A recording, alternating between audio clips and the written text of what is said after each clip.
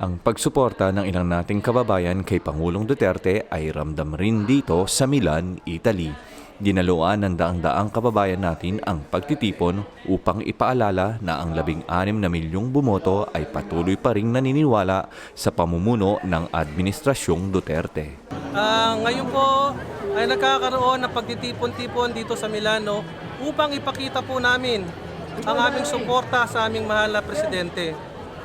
Gusto po namin ipakita na ang mamayang Pilipino na bumoto sa kanya, ang 16 na milyong Pilipino na bumoto sa kanya ay hindi po papayag na basta-basta po siya tanggalin sa pwesto.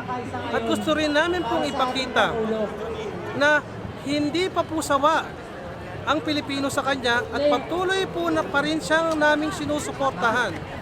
Kaya kami po ay hindi papayag, kami po ay lalabas sa lansangan, lahat po ay gagawin namin upang protektahan ang aming mahal na Pangulo. Maliban sa pagpapakita ng suporta ay naging daan rin ito upang mabigyan ng kaalaman ang mga Italyano sa nagnanais na malaman ang kasalukuyang kalagayan ng pamumuno ng bagong administrasyon.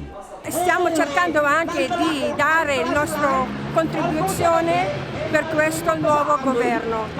Ang programang pinangunaan ng OFW Global Movement for Empowerment ay naglalayon na makiisa sa malawakang pagpapakita ng suporta ng mga Pilipino di lang sa Pilipinas kundi sa iba't ibang panig din ng mundo.